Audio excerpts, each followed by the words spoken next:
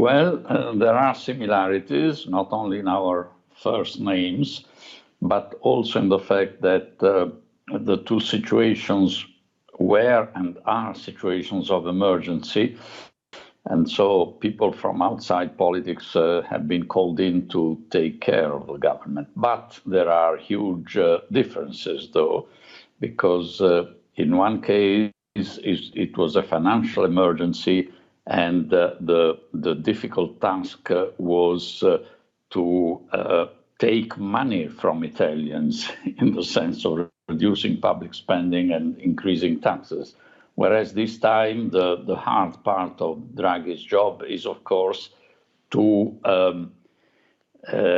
lock down, to a large extent, Italians, which is also unpopular.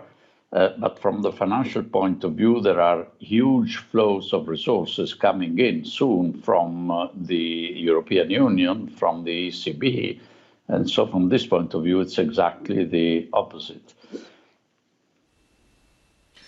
The problem is, of course, when you have a technocratic government, as we have now again, they become political footballs for all kinds of parties as well. Now, Mr. Draghi is getting a bit of a grace period at the moment, but sensible policies like you put in, that followed you as well, such as the Fornero reforms as well, they become political footballs. Do you fear that what Mr. Draghi may achieve will then be used by others on both sides of the political divide to make political points and, as such, undo any good work that can be done?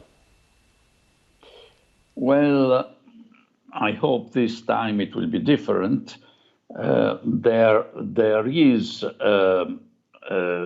stronger political support for the Draghi government today than there was for my government at that time. Basically, not because the sense of national interest is necessarily changed, but because political parties now see, of course, the hardship of the pandemic, but see also the potential huge benefit of being there when the European funds will be allocated.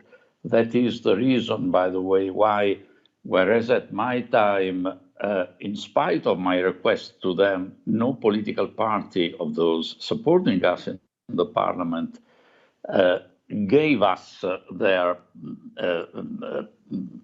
politicians to become ministers in their government, in my government. This time they were happy to enter the Draghi government with several ministers, because this time, from a party political point of view, there are a lot of gains to be expected from being there, to be seen as member of this government. Sir, can I just pick up on one of the opinion pieces that you produced, where you said, don't let the frugals rule the budget. This was Politico back at the end of February here. And of course, questions around how the budgets are going to be managed going forward, given that as a result of the crisis, Italy's experienced quite a dramatic drop in growth. I think it was a 9% drop in GDP, and now public debt up to 158% of GDP. How do you manage this situation, or how should Italy manage this situation going forward? Do you just continue to tell the frugal economies in the north of the Eurozone bloc that they have to bite their lip and continue to support some form of uniformity in decision-making for the time being? I mean, does Italy ever get to a position where it's able to bring these debt levels down? Yes, you rightly point out that Italy has a more difficult situation than most other countries.